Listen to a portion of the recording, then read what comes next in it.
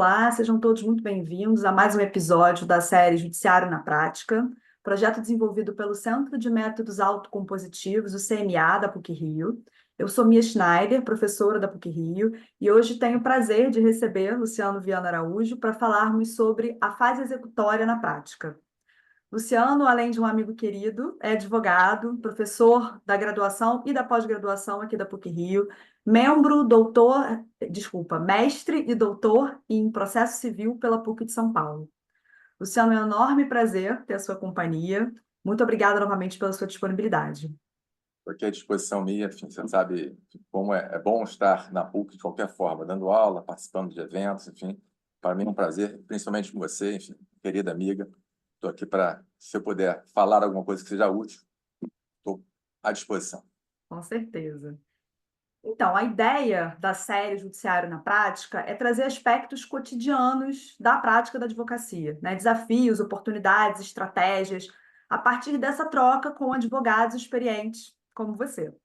A gente já teve episódios anteriores sobre definição de estratégia, elaboração da petição inicial, audiência autocompositiva, né, do artigo 334 do CPC, preparação de defesa, fase instrutória, fase recursal, e hoje a ideia é a gente falar sobre a fase executória. Vou trazer algumas provocações iniciais, a ideia é que a gente tenha um bate-papo e a gente vai, enfim, falando, traga as intervenções, se alguma outra coisa que não tenha sido objeto de pergunta você achar interessante trazer para a gente também, fique à vontade, tá? Então, a primeira provocação que eu faço a gente vivenciou nos últimos anos alterações importantes da legislação processual, né, que pretendiam, entre outras coisas, tornar mais célere e eficiente a execução. Passados quase 8 anos da entrada em vigor do Código de Processo Civil de 2015, como você avalia a atual prática da execução? Você acredita que as expectativas tenham sido alcançadas? Vamos lá, Mia. Eu acho que, para responder essa pergunta, vale a pena a gente fazer uma análise do contexto. O Conselho Nacional de Justiça, o CNJ, ele, a cada ano, publica o que a gente chama de Justiça em Números. É um estudo estatístico da justiça no Brasil. Algo extremamente relevante, talvez para resolver esse tipo de pergunta ou para respondê-la de uma maneira melhor. Veja, a Justiça em Números de 2023, ela tem os dados da Justiça em Números de 2022, né? Nessa estatística, foram montados 81 milhões de processos na Justiça em Números de 2023. 81 milhões de processos. A nossa população em 2022 era de 203 milhões de pessoas, ou seja, praticamente 40%, né, em números da população brasileira nós temos em processo. Eu não posso afirmar com certeza, mas, salvo engano, Portugal, que tem cerca de 10 milhões de habitantes, tem menos de 1 milhão de processos, que seria 10%. Você já começa a ver que, em números, não é só o fato de Brasil ser um dos países mais populosos do mundo, e, portanto, talvez ter uma das justiças mais, né, lotadas do mundo. Mas, percentualmente, o número é muito ruim. E vejam, especialmente no que a gente está falando hoje, Mia, execução. Desses, né, 81 milhões de processos, 52,3 processos são processos de execução, tanto títulos judiciais quanto extrajudiciais. Então, mais da metade dos processos são processos de execução. E dos processos de execução, 64% são execuções fiscais. Então, se a gente fizer a comparação em relação ao número total, mais de 30% dos processos são execuções fiscais. Só isso já é um gargalo do judiciário. Nós estamos falando de 30% do total execução fiscal. Incluindo as execuções fiscais e as não fiscais, 52% de todo o número de processos. Que aí é um número absurdo, de 81 milhões de processos. Ou seja, para funcionar não é fácil. Mas veja, sua pergunta, houve um avanço? Mais uma vez, olhando do ponto de vista de contexto. Historicamente, se olharmos os códigos federais de 39 para 73, o que me parece, 73 para as reformas de 2005 e 2006, que alteraram completamente a execução, e o nosso Código de Processo Civil de 2015, houve uma nítida evolução no procedimento. Né? Não dá para você, né, contestar essa afirmativa. Basta ver como que era o sistema. Em 39, se você entrasse com uma execução fundada no título executivo extrajudicial, havia uma penhora e depois se seguia a uma contestação, a um procedimento comum. Ou seja, era quase que, né, grosseiramente falando, você fizesse um arresto no início do processo. Depois você tinha um procedimento comum. Há uma evolução muito grande para 73, porque ele equipara o Código 73 do título judicial ao extrajudicial. Então, tivesse eu um cheque ou uma sentença transitada do julgado, a força executiva era a mesma. Isso é relevante. Mas neste momento de evolução, o que você tem? Você tem a defesa, que são os embargos de execução, para os dois títulos, judicial e extrajudicial, com efeito suspensivo por força de lei. Então, eu ficava lá tentando conseguir uma penhora de um bem. Depois que eu conseguia a penhora do bem, você intimava o devedor da penhora, aí ele tinha o direito a opor embargos, aí você parava a execução. Então, o sistema melhorou, evidentemente, de 39 para 73, e melhora mais de 73 para 2005, 2006, e me parece que em 2015. Por quê? Mantida essa equiparação, há uma fase inicial diferente. Né? Passou a ter um cumprimento de sentença por título judicial e execução tradicional por título executivo judicial. Agora, nós não temos mais, aí, olhando para 2015, as defesas com efeito suspensivo. O que permite, em tese, você caminhar simultaneamente com os atos executivos e com os atos de discussão sobre a existência do crédito, sobre o valor do crédito, o que for. Objetivamente, volto ao CNJ, volto ao Justiça em Números. Você pergunta, houve uma evolução? Estatisticamente, o CNJ diz que de 2017 a 2022, portanto, né, a estatística é 2023, nos últimos 5 anos, melhorou o sistema da execução. Houve um número maior de processos terminando do que entrando. Então, há uma evolução do sistema. Então, procedimento, né, o novo procedimento de 2015, ele foi bom? Foi.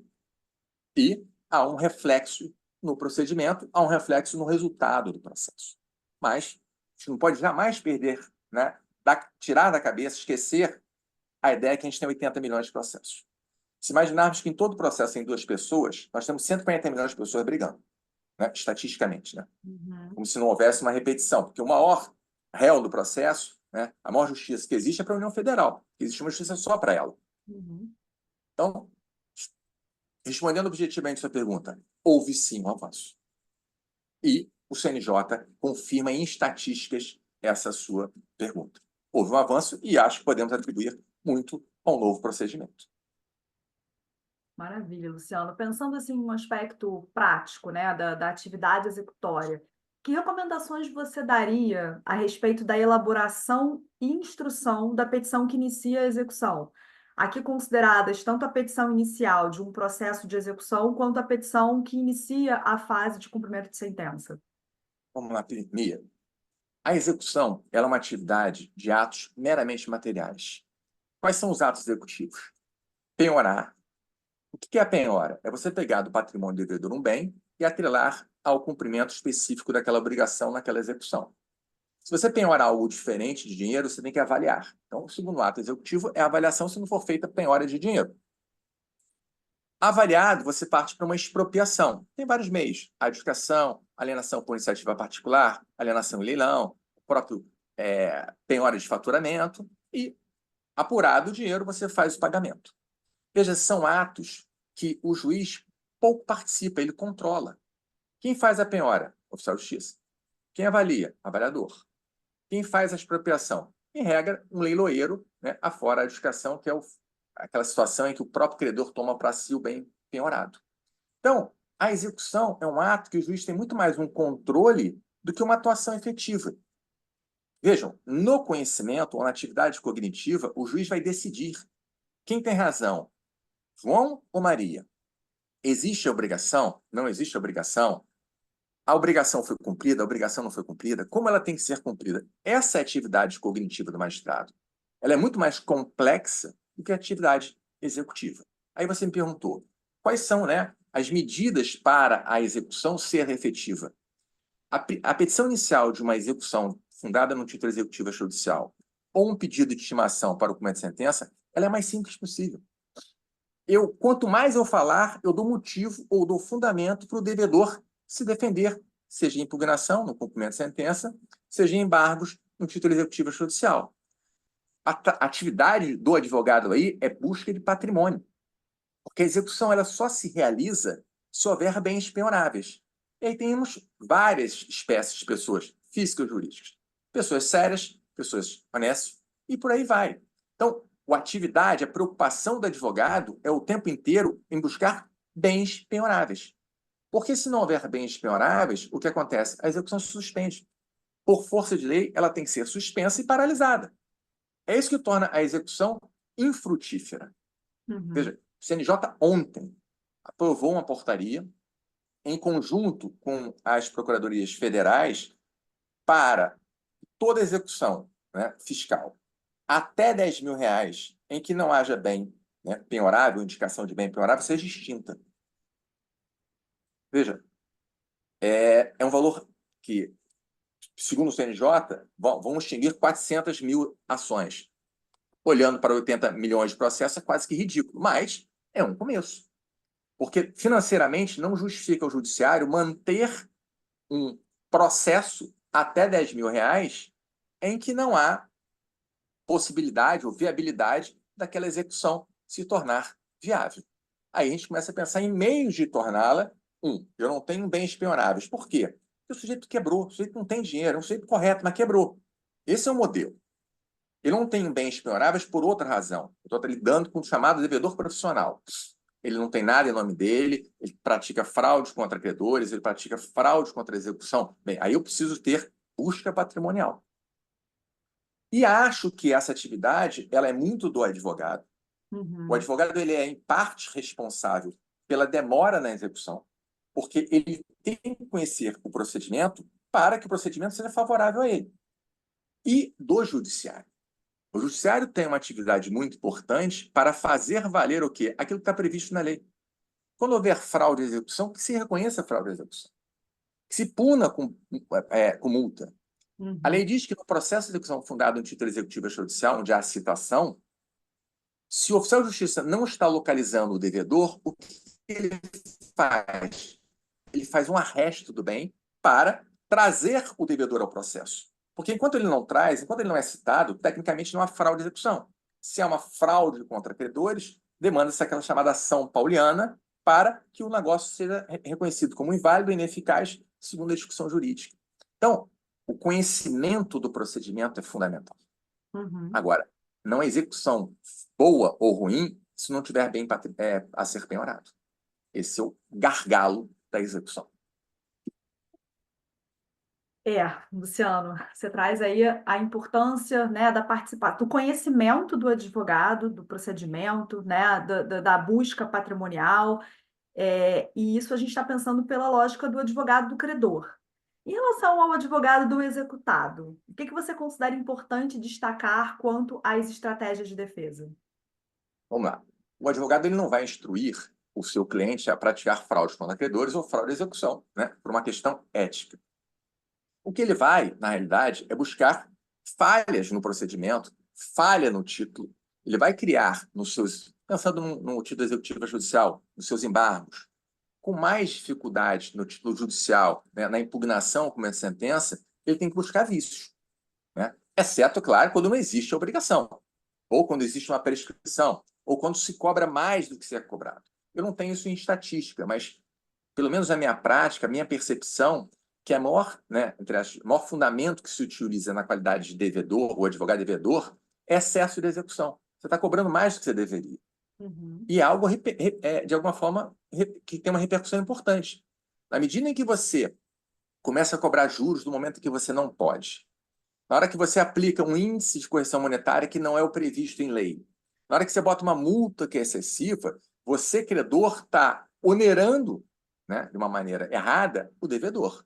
E parece que aí é talvez uma das grandes atuações do advogado bem, se você deve, você vai ter que pagar aquilo que realmente você deve.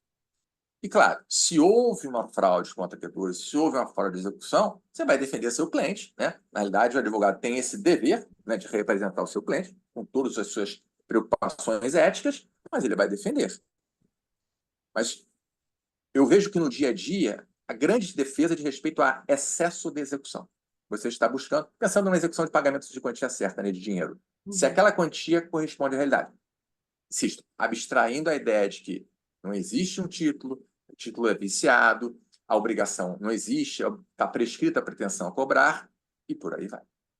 E aí, voltando à sua fala, à pergunta anterior, né, Luciano? Você menciona a importância do advogado, da atuação do advogado, do conhecimento, e você traz aí, né, o dado de que a maior parte das defesas de executados em execuções diz respeito a um excesso de execução, ou seja, alguma coisa que provavelmente, né, é um equívoco que provavelmente veio de uma, O advogado do credor. do advogado do credor, né? Eu ia dizer uma falta de atenção, às vezes a falta da correção da planilha que foi elaborada, talvez por um técnico, por um contador, né? Mas isso também, evidentemente, faz parte, né, dos temas que precisam ser objeto de atenção do advogado do credor, que pode, A né? advocacia, Mia, desculpe lhe interromper, ela acaba sendo uma atividade multidisciplinar, né? Bom, no meu caso específico, enfim, no seu caso, você também foi professor de processo especificamente durante muito tempo, a gente estuda o procedimento. Só que, no procedimento ou no processo, você não discute processo e procedimento. Você discute direito ambiental, direito civil, a execução de um crédito, uma questão de alguma licitação. Então, você acaba tendo algumas análises no seu processo que dizem respeito a questões que não são nem efetivamente da sua área de estudo. Isso é muito bom para efeito de formação. Por que eu faço essa observação inicial? É a mesma coisa em relação à contabilidade. O advogado vai estar o tempo inteiro lidando com cálculos, sempre pensando numa execução para pagamento de quantia certa. Você está lidando com dinheiro. Então, o contador faz um cálculo, eu não tenho, evidentemente, não sou contador, o conhecimento que ele tem técnico, científico sobre a área. Mas a experiência, quer dizer, o chamado conhecimento empírico, me permite analisar aquilo. Agora, eu tenho as regras de, olha, segundo, né, a lei, segundo a jurisprudência, os juros, em alguns casos, contam-se do fato. Em outros, da citação. O índice de correção monetária adotado por esse tribunal é tal. O índice adotado pelo outro é outro. Eu tenho que conhecer as regras, né? E, evidentemente, o cálculo que ele faz é de uma forma revisado por mim. Quando é um cálculo mais simples, em regra, os tribunais também têm nos seus, enfim, sites, calculadoras que permitem que você faça esse cálculo para evitar algum tipo de erro. Mas essas regras são importantes. E como é que você acha, Luciano, que deve ser a participação do cliente, né? Em outras palavras, assim, o cliente deve participar da definição de estratégia a ser empregada na fase executória? E aí, pensando tanto no cliente credor, né, quanto no cliente devedor.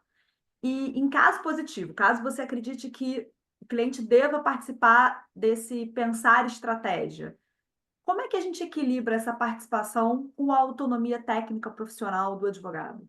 Vamos lá.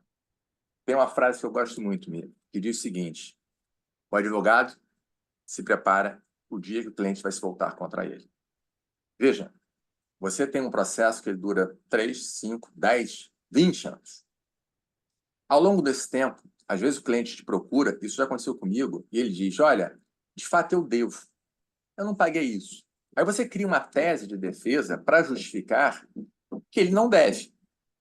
E você fala: olha, você tem que buscar dinheiro, e olha, os juros estão correndo contra você, tem sucumbência. Não é bonito dever em juízo, né? Quando a gente tem hoje uma inflação em regra, né, de 7% ao ano, e nós temos juros legais de 12% ao ano, mais o índice de correção monetária, dever juízo financeiramente não é bom. Mas, ao longo do processo, eu já tive situações em que o cliente passou a acreditar naquela tese que nós criamos para ganhar um tempo. Então, eu acho o seguinte: tudo tem que ser o tempo inteiro dividido com o juiz, com o cliente. É óbvio que o cliente não tem conhecimento técnico, ele não sabe se cabe ou não, neste momento, interpor um recurso. Se nesse momento você pode interpor o agravo, você pode esperar a sentença para interpor a apelação ou recorrer nas contrarrazões. Agora, você pode, e eu acho que você deve, debater com o cliente: olha só, há essa discussão, né? As custas hoje do agravo não são pequenas, você tem a possibilidade de ser conhecido ou não esse agravo ou não, porque é uma discussão lá no 2015, quando cabimento de agravo. O STJ está entendendo assim. Você quer correr o risco ou não? O risco não é nosso do advogado. O risco é do cliente. Eu, advogado, você, advogada, nós somos responsáveis pelos nossos erros. Então, se eu divido com ele a responsabilidade do que deve ser feito ou não, evidentemente, eu tenho que dar para ele os elementos. Olha só, o STJ, né, num dos temas, definiu que o artigo 1015, que prevê as hipóteses de agravo, ele não é taxativo, mas também não disse quais são as hipóteses em que cabe. Então, você vai dizer com ele, olha só, você vai pagar hoje mais ou menos R$ 1.000 para interpor um agravo no TJ do Rio. Pode ser que se enquadre na situação em que é uma situação em que o STJ e, portanto, os tribunais inferiores aceitarão não interposição desse agravo. O que você quer, né, fazer? Eu aconselho a fazer isso, mas divida essa responsabilidade, porque aí vai um outro lado, que é um lado ético do advogado. Não é incomum você pegar um advogado quando vai analisar o processo dos outros e faz um comentário: eu não teria feito dessa forma, né? Olha, é muito fácil, né, você ser engenheiro de obra pronta, como se também diz popularmente. O sujeito interpôs o agravo, pagou R$ 1.000 e poucos, e o tribunal disse que não conhecia porque não é numa das hipóteses. O cara gastou dinheiro à toa. Pera lá. Vamos ver o conteúdo. Olha, hoje a gente fala por e-mail, por WhatsApp, por telefone. Deixe registrado o contato, as conversas que você tem com o seu cliente, exponha para ele a situação. E, objetivamente, claro que a questão técnica. E não é comum. O cliente vem e fala: não, mas alguém me disse. Olha só, eu acho que deve ser feito isso. Se você acha que a outra estratégia é melhor e eu não concordo, vá, subestabeleça para outra pessoa. Continua com outra pessoa. Né? Agora, eu coloco os riscos, ele assume ou não aqueles riscos. Né? Não pode ser nosso. Porque existe, evidentemente, o erro. O advogado interpôs o recurso no 16º dia, o erro é do advogado. Claro. Tem como, né? Mas eu acho que você tem que dividir ao longo do tempo com o seu cliente, até para propor uma ação. Veja, falando de execução, o cliente procura e fala o seguinte: existem bens penhoráveis? Cara, se não existe, você vai botar dinheiro bom em coisa ruim. Eu tive uma situação com a cliente, um crédito, vamos imaginar, de R$ 1 milhão, e ela falou assim: Luciano, a taxa judiciária é de X. Eu falei: a taxa judiciária é de X, custos são tais, não sei o quê. Ele tem patrimônio? Não tem. Mas eu quero, de alguma forma, mostrar que eu não estou aceitando esse inadimplemento dele. Cobramos menos. Então, entrou-se num crédito, porventura, de R$ 1 milhão, cobrando R$ 100 mil. Direito dela. Eu posso cobrar 1 milhão, posso cobrar menos. E ela tinha uma ação contra esse devedor. Isso foi o quê? Isso foi dialogado, isso foi conversado com o cliente. Eu acredito que nessa análise, tanto de riscos, né, quanto de estratégias, seja muito importante também, Luciano, aí pensando do ponto de vista do advogado, do devedor, né, um compartilhamento do cliente para o advogado sobre a sua situação patrimonial, né, assim, temos aqui temas que precisam ser discutidos a respeito, por exemplo, de um excesso de execução, como você mencionou, ou até mesmo quanto à obrigação, né, se é devido ou não que está sendo cobrado. Qual é o seu patrimônio? O que nesse patrimônio é muito caro, né, do ponto de vista muito importante para você, que não pode ser penhorado de forma nenhuma? Para também se pensar em estratégias nesse aspecto, né? Às vezes, dependendo do tipo de organização patrimonial desse cliente, do tipo de atividade que ele desenvolve, alguma expropriação pode ser muito onerosa para ele. E acho que isso também precisa ser objeto de reflexão conjunta, né, do cliente e do Sem advogado. dúvida nenhuma. E veja, Mia, eu acho, enfim, eu disse isso já antes, que o procedimento executivo de 39 até hoje melhorou de uma forma, sim, absurda. E eu acho que o problema não está no procedimento. Minha opinião, posso estar completamente errado. O problema não está no procedimento. O problema está no excesso de trabalho, ou seja, com 80 milhões de processos, nenhuma justiça vai conseguir funcionar direito. Está no desconhecimento por parte, às vezes, do próprio advogado do procedimento, da má aplicação pelo juiz do procedimento, do oficial de justiça, como não faz, como disse a você, não faz um arresto que ele podia fazer porque o cara está fugindo da situação. Então, tudo isso dificulta. Mas olhando sobre a ótica do devedor, vejam, uma das mudanças que foi feita recentemente é que cabe ao credor escolher o bem penhorável. Uma primeira visão disso poderia ser: isso é uma forma de se punir o devedor. Não. Então, há uma lógica nisso. No regime de 73 originário, competia ao devedor indicar o bem penhorável. A partir da mudança de 2005 e 2006, passou a ser, entre aspas, uma prerrogativa do credor indicar o bem penhorável. Por quê? que a primeira forma de expropriação é a edificação. É o bem ficar para o próprio credor. Ora, se a primeira forma de expropriação é eu ficar com o bem, eu tenho que escolher. É o que eu brinco sempre. Tem uma casa na serra. O devedor tem uma casa na serra e uma casa na praia. Não me interessa ter duas casas na serra. Se o sujeito não for meu vizinho, eu querer dar um terreno lá do outro, eu vou querer a casa da praia.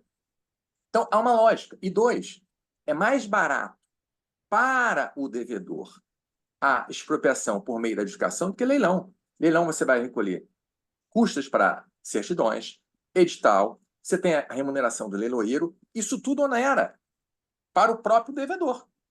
Então, qual é a estratégia aqui? Trabalhando, espero, num ambiente de boa-fé com o seu cliente, fala assim, olha só, eu sou, vou imaginar, um empresário, e eu tenho a minha casa. Minha casa, em tese, é um bem penhorável. Mas se o meu bem, onde eu exerço atividade, que pode vir a ser penhorado, vai me gerar um problema maior. Então, vamos conversar com o credor. Vamos negociar. Vamos tentar fazer um acordo. Né? Na execução por título executivo extrajudicial, há uma previsão que pouquíssimas vezes eu vi sendo aplicada, em que você, ao invés de oferecer embargos, você requer o que a doutrina brinca, chama-se de moratória judicial. Você deposita o valor, uma parcela do valor devido, e parcela o restante. Veja, isso você conversa com o seu cliente. O sujeito de boa-fé que diz, olha, eu consigo de uma forma acertar. Você pode ter tentado um contato com a outra parte para parcelar de forma diferente, de uma forma maior, ou se não, olha só, eu tenho a moratória judicial aqui. É uma forma de você, sem prejudicar o devedor, porque em tese isso termina em 6 meses, e não há execução no mundo que vai terminar em 6 meses. Então, se eu credor, eu advogado do credor, vejo que a outra parte pediu a moratória judicial, depositando 30% do valor devido, pedindo parcelamento do restante, ou no mínimo 30%, ele pode depositar 50%, no mínimo 30%, e o restante em até 6 parcelas, para o credor é uma vantagem muito grande. Agora, o advogado deve orientar o seu cliente sobre isso. E não simplesmente opor embargos. Ou até negociar com a outra parte, dizer, olha, não tem como ser em 6, eu consigo em 12. Ele não vai terminar a execução em 12 meses. É vantajoso para todo mundo. Sem dúvida, Luciano. E como você falou, né, o conhecimento técnico é do advogado. O cliente precisa receber essa informação para tomar uma decisão, né?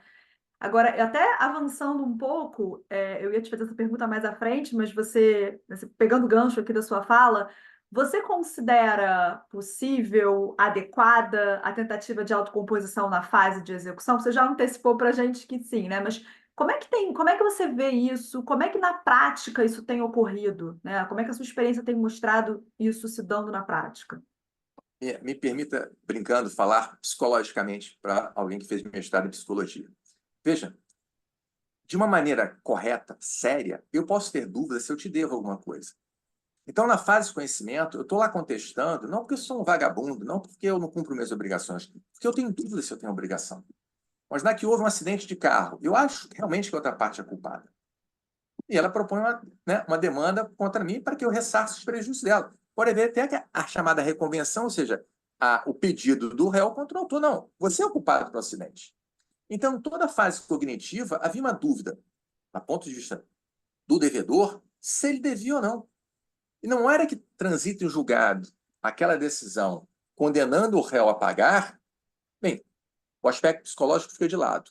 Certo ou errado, judiciário errando ou não, a decisão transitada em julgado, ela tem que ser cumprida definitivamente.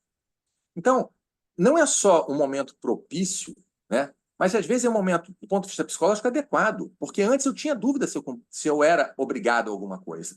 Agora, ainda que eu continue achando que ele é o culpado pelo acidente, agora não tem jeito, eu vou ter que pagar. Então, é sim um momento propício e sempre será.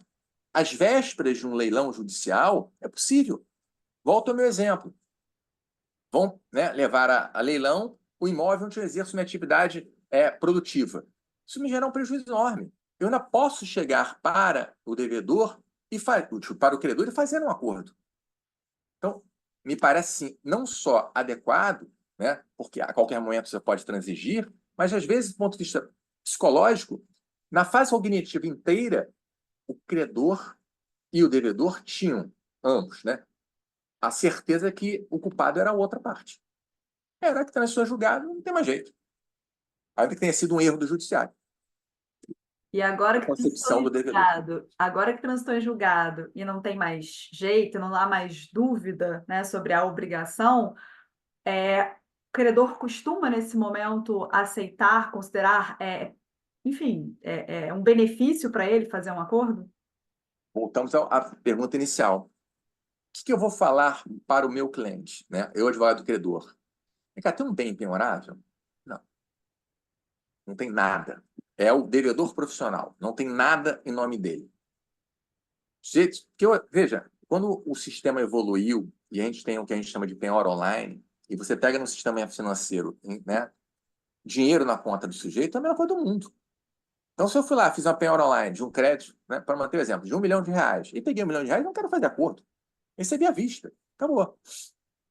Agora, eu faço a penhora online de R$ 1 milhão e volta um resultado negativo. Não tem nada.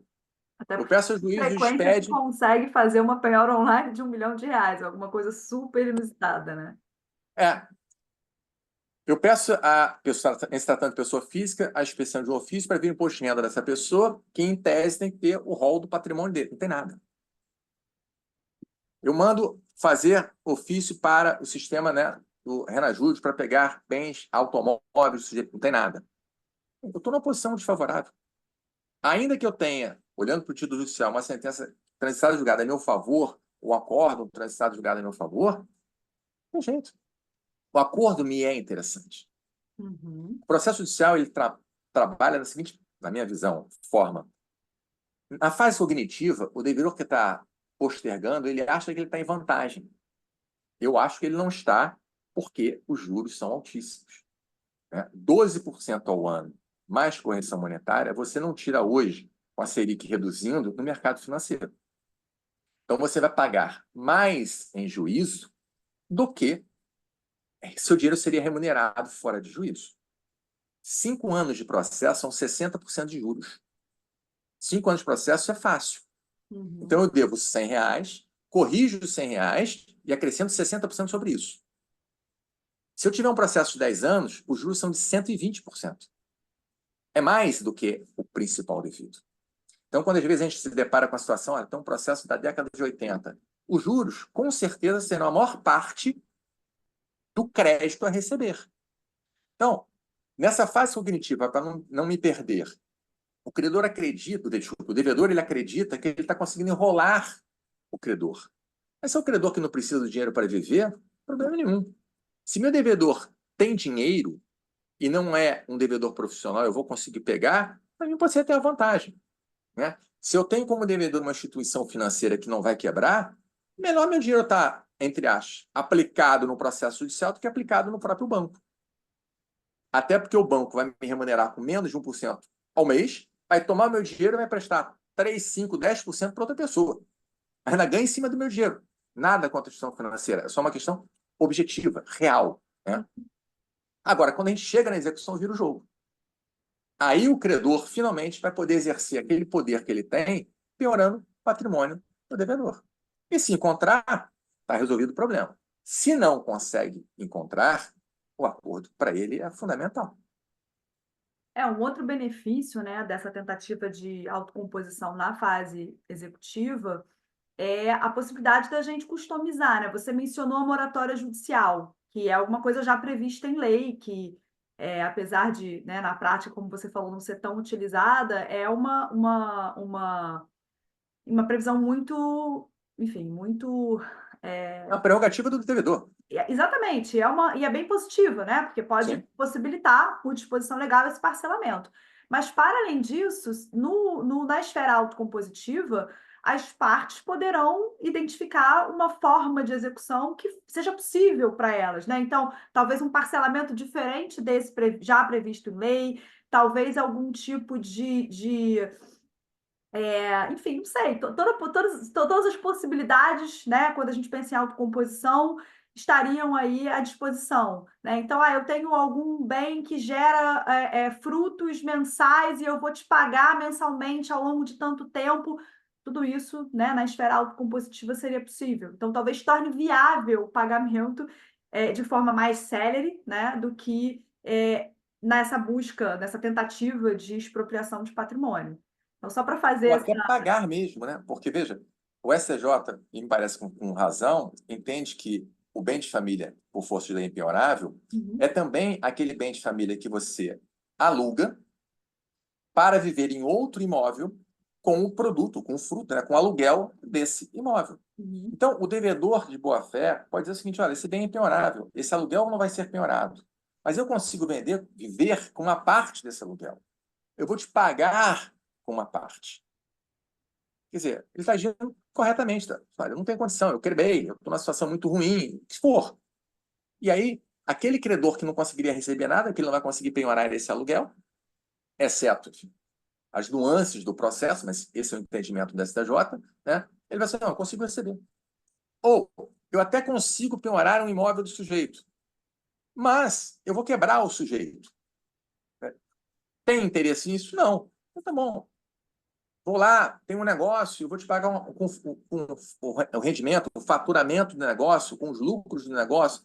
Ótimo. Isso é plenamente possível. Não, eu não vou pagar com isso, eu vou te pagar com um serviço. Eu negociei com o sujeito, sei lá o quê, o sujeito fez um mau serviço, entrei com uma ação, ganhei. Né? Mas já que eu ainda acredito que o sujeito é um bom prestador de serviço, tá bom, me presta o serviço. Não só esse, mas, né? Isso era uma vez, me presta 10 vezes o serviço. Você transformou uma obrigação, que era uma obrigação de pecúnia, pagar menos quantia certa, em obrigação de fazer. Você não precisa seguir sempre a mesma linha. É dinheiro, eu recebo dinheiro. É dinheiro. A própria expropriação, né, afora, quando você penhora dinheiro, você, na adjudicação, você recebe bem diverso de dinheiro. Você adjudica o quê? A casa, o carro, ações, cotas de uma sociedade. Posso pensar na obrigação de fazer. Acho que é um grande profissional, só que, por alguma razão, errou no meu caso. Entrei com ação, ganhei. Bom, veja, mas é mais fácil ainda. Companhia aérea. Né? Você vai lá e não tem algum problema com o seu voo, você entra com ação judicial. Tem lá dano moral, não sei o quê, somou tanto. Tem que pagar tanto. Em princípio, a não ser uma quantia absurda, a companhia aérea vai ter como te pagar. Mas ela pode virar para você e falar assim: olha só, pega isso aqui, são X passagens aéreas. Quer receber em passagem aérea? Pode ser que todo mundo fique feliz. Exatamente. A companhia aérea, evidentemente, está usando o preço não cheio da passagem aérea, ela tem um desconto. E a pessoa que não precisa daquele dinheiro para alguma coisa específica garantiu as viagens de conforto ou de trabalho dela durante muito tempo. Então, são inúmeras as possibilidades de você conseguir uma autocomposição na execução. Insisto, pode ser que, de uma maneira real, na fase de conhecimento, o devedor não acredite que ele deva, que não existe aquela obrigação, que a culpa não é dele, ou que, enfim, não existe obrigação, ou que for. E quando chega a fase de cumprimento de sentença, aí não tem jeito.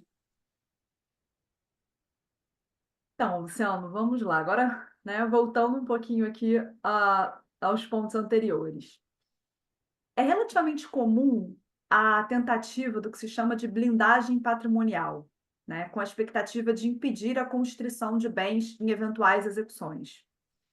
Em situações como essas, o que pode ser feito pelo advogado do credor para viabilizar a satisfação do seu cliente? Vamos lá, Mia. Se o sujeito não tem nada em nome dele, você não vai conseguir nada. Né? Porque nós estamos num processo civil.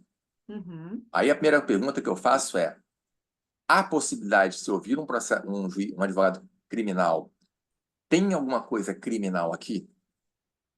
Tem algo, porque você tem na via criminal, em princípio, uma preocupação maior por parte do devedor. Então, a fraude à execução gera aqui contravenção, gera aqui um crime que eu possa criar uma situação de desconforto para o credor, para o devedor na esfera criminal. Veja, eu posso fazer o protesto da sentença. Eu posso levar o nome do devedor ao cadastro de inadimplente. Eu vou criando dificuldades para ele, de alguma forma.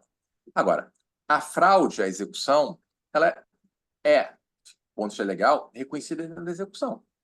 Se após a citação há alienação de bens que deixa o devedor sem condições de pagar, o juiz deve incidentalmente reconhecer essa fraude. A fraude contra credores, quando ainda não está pendente o processo, ainda não foi citado o devedor, demanda ação pauliana, propõe-se ação pauliana.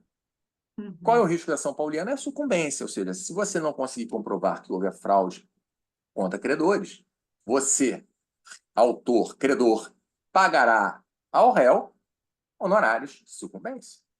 Agora, aí me parece que o judiciário tem que ter uma posição menos protetiva ou use a expressão que quiser. O judiciário ele serve, do ponto de vista de política, também para que as pessoas entendam que elas devem cumprir as suas obrigações. Quando você tem uma postura de muito o devedor é sempre o pobrezinho, o devedor é o coitado, isso não é uma verdade. Nós tivemos recentemente uma situação, né, fora da realidade, que foi a pandemia. Uhum. Né? Houve determinações para que você não cumprisse despejo. Você olha sob a ótica do locatário e você fala, poxa, o cara não está conseguindo trabalhar, o cara não está conseguindo pagar. Ok. Agora, imagina aquela pessoa, como no exemplo anterior que a gente estava dando, que pega o seu único imóvel, aluga, pega com o valor desse aluguel, paga o seu próprio aluguel. E é uma pessoa que diz, não, eu não quero deixar o meu locador sem receber. Então, ou, ainda que não seja a situação, eu preciso gastar o valor do aluguel para sobreviver. Pessoa de idade, precisava pagar, né, suas despesas, plano de saúde, cuidador, remédio. Preciso do aluguel para sobreviver. Então, sem entrar no mérito específico dessa questão, eu acho que o judiciário deve ter uma posição muito, muito dura em relação àquela pessoa que foi reconhecida pelo próprio judiciário como devedora. Aí as pessoas terão, né, uma preocupação maior em cumprir ou não suas obrigações, porque elas sabem que o judiciário fará com que elas cumpram. Isso eu acho que é fundamental. E na execução, tem um professor de São Paulo, Gajardoni, ele fala, e olha que ele é juiz, o judiciário ele tem que entender que o credor não conta com ninguém, a não ser com o judiciário na execução. Né? Eu peço a penhora, se não for deferida a penhora, quando ela deveria ter sido deferida, eu vou inviabilizar a execução. Saúde. Quando eu peço um arresto e o arresto não é deferido, eu estou atrapalhando a execução, eu estou atrapalhando o direito do credor, eu estou atrapalhando o judiciário, porque é um processo que não termina, e do ponto de vista, né, de política, o judiciário não está mostrando às pessoas que se elas não cumprem as suas obrigações, o judiciário fará com que elas cumpram. Será que a gente tem 80 milhões de processos numa população de 203 milhões, né, de habitantes, também porque o judiciário não deve ser um pouco mais duro, um pouco mais eficiente? Quantas vezes a gente tem condenação política de má-fé? Quantas vezes a gente tem uma condenação por atentado contra a dignidade da justiça? Isso faz com que a pessoa reflita a segunda vez. Então, não só, repito, eu coloco em primeiro lugar a responsabilidade do advogado. Sou advogado há mais de 30 anos, enfim, exerço a profissão com o maior prazer do mundo e sei a minha responsabilidade como advogado. Mas o processo judicial ele depende do advogado do credor, do advogado do devedor, do oficial de justiça, do escrevente, do escrivão, do juiz, do desembargador, de todo mundo. Então, e é a peça fundamental, repito, como disse esse professor de São Paulo, é o próprio judiciário quando se trata de execução.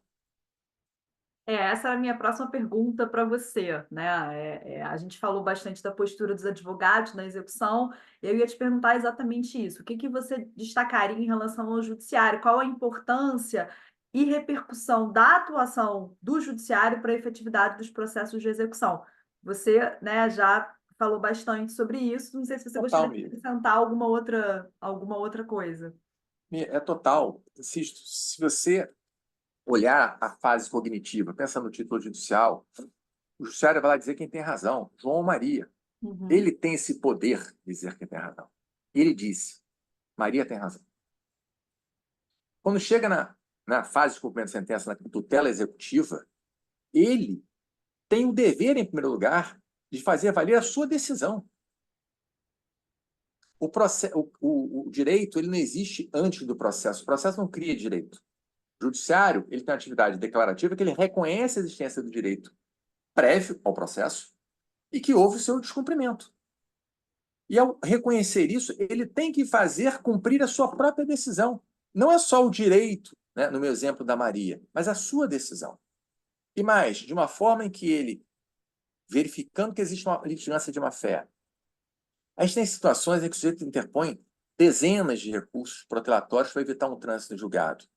Dever do advogado, inicia um cumprimento provisório da sentença. Uhum. Ou avisa o cliente. você pode começar um cumprimento provisório. Você quer? Aí eu volto à nossa primeira pergunta. O diálogo entre o advogado e o cliente. Você pode fazer um cumprimento provisório. Agora, o judiciário, ele deve fazer o quê? Deve punir por litigância de má-fé. Né? Você tem situações em que tem 3, 4, 5 embargos declaratórios, num acordo, um STF, que é só para protelar. O STF tem decisões no sentido que não deve nem conhecer os embargos declaratórios protelatórios, mas pune também. Coloca uma multa para o sujeito não fazer mais isso. E, pensando na execução, o atentado contra a dignidade da justiça, não que não existe também litigância de má-fé. Na execução, mesma coisa. Fraude, praticou fraude, pune a fraude. Mas Para a que você fraude quer? muitas vezes sequer é reconhecida, né, no judiciário. Acho até que o judiciário ele é benevolente quando ele vai analisar se houve fraude ou não. Situações em que eu olho assim e falo, cara, para mim não tem dúvida. O sujeito pega, né? Literalmente, está transferindo patrimônio para o cunhado, transferindo, às vezes, até para um filho. Ah, não tem fraude por isso. Não, olha só provar. Cadê o teu patrimônio? Sobrou bem suficiente? O ato é oneroso ou é gratuito?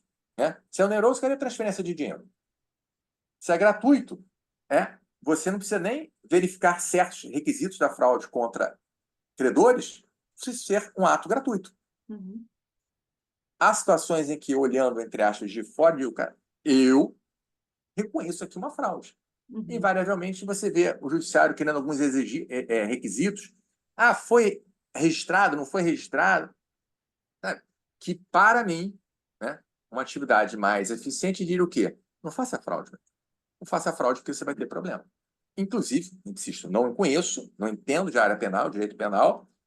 Tem alguma reflexão penal? Uhum. Oficie o Ministério Público Uhum. para verificar se existe ou não um crime. As pessoas vão pensar duas vezes. Eu acho que é um outro aspecto, né, do próprio Poder Judiciário, uma outra função do Poder Judiciário. Não, não só de eficiência, mas de pedagogia, né? Sim. Ah.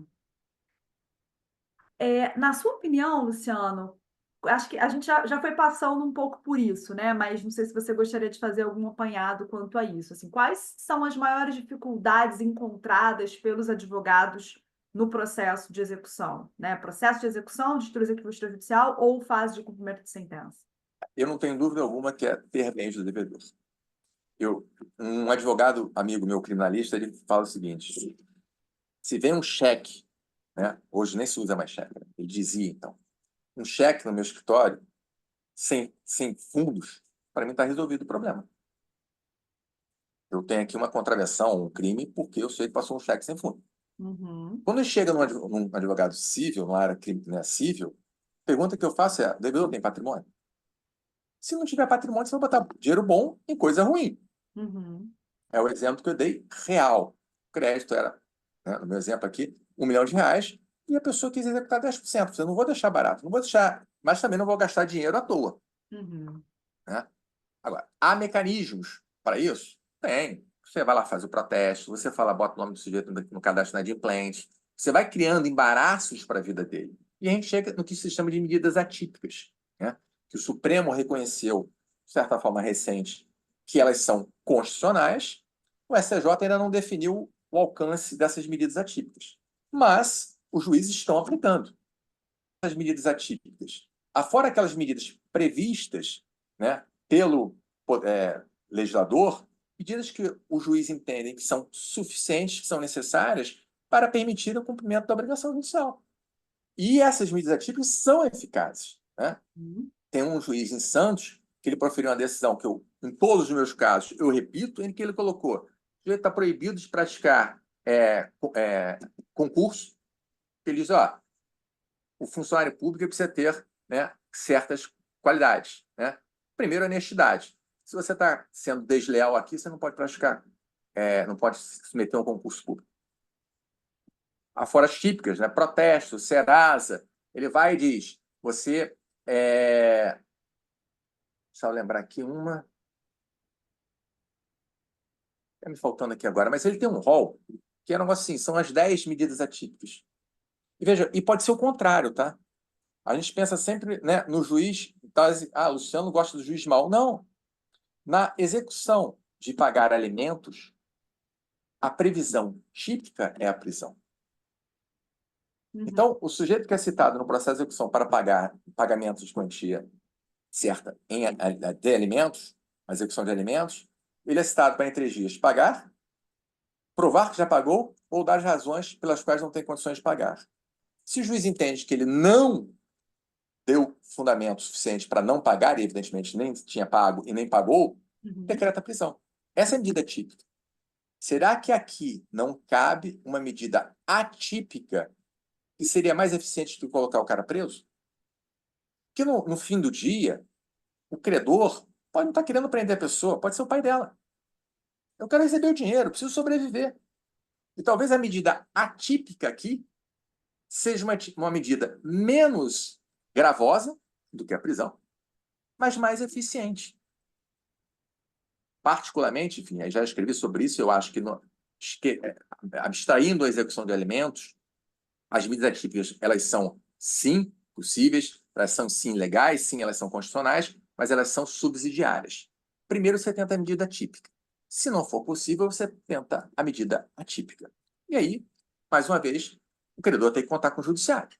Não só para deferir medidas atípicas, mas para, de alguma forma, fazer cumprir essas medidas atípicas. Mas são um caminho, as medidas eficientes para você ter o cumprimento da obrigação de pagar a quantia certa. E acho importante também a gente destacar, porque quando a gente ouve, né, essa, esse tema sobre medidas atípicas e, por exemplo, o exemplo que você deu da decisão de Santos, o sujeito não pode fazer concurso público, entre outras coisas, isso pode gerar um estranhamento nas pessoas de, puxa, mas, né, de repente o sujeito se enrolou em algum momento da vida e vai ter esse ônus todo por ter se enrolado financeiramente em algum momento da vida. É importante a gente lembrar, né, que isso é uma coisa excepcional e que as pessoas que eventualmente, que talvez seja aí uma grande parcela, né, da população que deve alguma coisa no judiciário, se a pessoa teve alguma questão pontual, ela tem sempre a possibilidade, como a gente falou, de buscar esse credor, de tentar, de alguma forma, né, viabilizar o cumprimento da sua obrigação por uma tentativa de autocomposição, por uma moratória judicial, enfim. Há sempre essa possibilidade. Eu imagino que você esteja, quando você se refira a isso, você está falando aquelas pessoas que estão tentando ocultar patrimônio, né? Os devedores aí contumazes, profissionais, para usar a expressão que você usou, né? E não aquela pessoa que eventualmente teve um problema pontual e que vai resolver de alguma outra forma, né? Tem aí também mecanismos para não ter essas medidas atípicas que podem ser realmente muito onerosas, né? E ficou muito típico, né, entre aspas, né, o qualificativo aqui não é bom, as medidas de cancelamento de cartão de crédito e suspensão de carteira de habilitação. Veja, eu posso ter um cartão de crédito no exterior, possivelmente o banco não vai cumprir a ordem no Brasil. Uhum. Eu posso ser um motorista de Uber ou um motorista de táxi e essa medida não pode valer contra mim, porque é a minha forma de sobreviver. E aí eu falo, esse juiz, né, o juiz de Santos, ele pensou em várias outras coisas, como impedir o sujeito de viajar. Oficiou a Receita Federal. Olha só, você não pode ir para a Disney passear, meu amigo, antes de pagar a sua obrigação. Você não vai ver o tio Patinhas, o Pato Donald lá, se você não cumprir a sua obrigação. Então, ele oficiou a Receita Federal impedindo o sujeito de sair. Não é só não pode dirigir, não. Você não pode sair do país. Uhum. Quem pode sair do país pode pagar dívida. Sem dúvida, sem dúvida. Não, Concorda que é eficiente? É eficiente. sem dúvida. Traz onerosidade, né, para quem deve, a ponto de talvez, se for possível, essa pessoa preferir pagar, né? Que é exatamente o que o judiciário tem que prover numa execução, né? Tornar onerosa tornar oneroso seguir devendo no judiciário, né? Eu não tenho dúvida que, na grande maioria, as pessoas são honestas. Não Uhum. tenho dúvida alguma. Mas há pessoas que são devedores profissionais, né? Eu já ouvi de uma pessoa o seguinte comentário. Ah, meu filho, né? O pai dizendo para o filho e o filho falando para mim depois. Você quer ser empresário? Só lhe dou um conselho. Conselho, não tenha nada em seu nome. Bem, antes de ter um problema, o sujeito já começou a criar um mecanismo para ele não ter nada no nome dele. Uhum. É. E hoje a coisa mais fácil que tem é você ter uma conta no exterior e você vai movimentar essa conta, né, pelo seu celular, você vai ter um cartão de crédito do exterior, você vai morar eventualmente no imóvel, né, alugado, é impenhorável, você vai ter um carro alugado, você vai ver, né, de uma forma normal, e o pior, você está, né, debochando, né, do credor que não recebe e vê que o devedor dele leva uma vida perfeita e ele, credor, não recebe aquilo que ele tem direito. Por isso que eu repito, essa decisão de Santos que eu sempre coloco, eu acho perfeita. Uhum. Partindo do pressuposto que o magistrado fez a cognição de que, né, no meu pensamento, quem entenda que não precisa nem ser subsidiário, tá? Uhum. Que houve uma tentativa das medidas típicas, elas não foram possíveis, e aí ele passa para medidas atípicas, de forma subsidiária. Ele Uhum. fez a cognição, se tem condições de pagar, ele, né, de alguma forma, está mostrando que tem patrimônio, transfere a sociedade para a mulher, transfere o carro para o filho, não tem nada em nome dele. Rede social, coisa mais idiota hoje em dia, né? O cara publica que está viajando, que está passeando, que está no restaurante, Cara, como é que você não reconhece que esse jeito tem condições de pagar? Tem. Uhum. Agora, se você não encontra patrimônio, vamos para medidas atípicas. E aí pode chamar o sujeito para conversar, né? Ué, É verdade. sai uma ordenzinha, você não sai do Brasil. Daí ele quer levar o filho dele para Disney. É melhor pagar isso e eu levar meu filho para Disney. Luciano, você já foi trazendo várias dicas, recomendações, né? O que que você, além de tudo que você já trouxe enfim, orientações, dicas super valiosas, o que mais que você diria para jovens advogados a respeito da prática processual na execução? Você acrescentaria mais alguma coisa? Eu acho que a coisa mais importante do advogado é não se tornar, né, o cliente em que sentido? Né? Aquela máxima que todo aquele que advoga em causa própria tem um tolo como cliente. Você não pode estar embutido da raiva, do ódio, do sentimento, sei lá qual for, do seu cliente.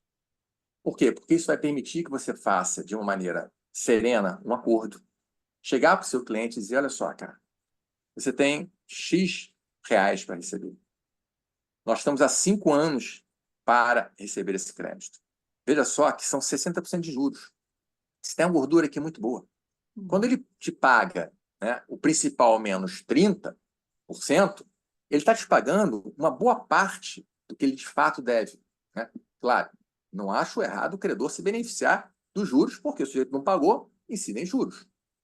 Mas para você poder negociar, para você forçar a negociação, para você ligar para o seu colega e falar com ele, olha só, meu cliente está querendo pagar isso, está pagando aquilo, não assumir a posição do cliente. Uhum. Seja você advogado do credor, seja você advogado devedor. Né?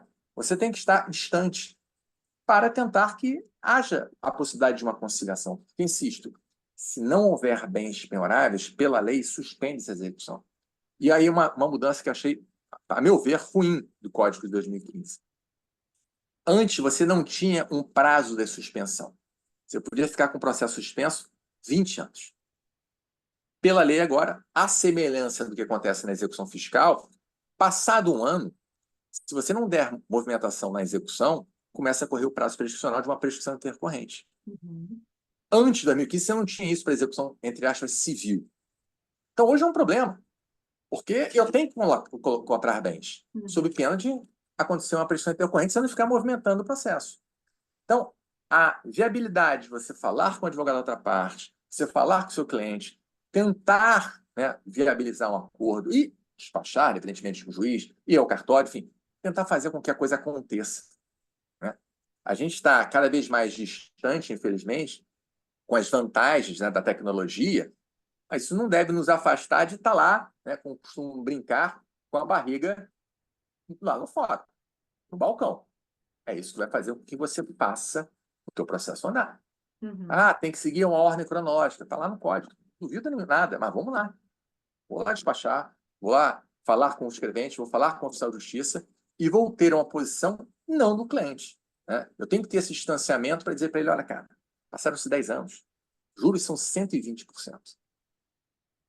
Se ele tivesse dinheiro, se tivesse pego uma penhora online, está lindo, mas não está conseguindo. Uhum. Será que se você receber 80% do teu crédito agora não tá bom? Uhum. Então, eu acho que esse distanciamento ele é importante também, né? Até para você não estar embutido aí de uma raiva que não faz com que ninguém raciocine da melhor maneira possível. sem dúvida. Luciano, muito obrigada pela sua participação, disponibilidade, por todas as trocas, e, enfim, foi maravilhoso, foi muito bom viver novamente aqui esse momento processual, executório, enfim. Sempre um prazer estar com você. Ficam aí os convites futuros para novas interações com o CMA, porque foi realmente muito bom para a gente. Obrigada. Eu que te agradeço, Mia, o convite. Para mim é um prazer, enfim. Sou filho da PUC, então, com o maior prazer, podem me chamar para o que for, que eu vou estar sempre participando. Agradeço o convite. Maravilha. Muito obrigada, Luciano. Valeu, Mia. Tchau, tchau.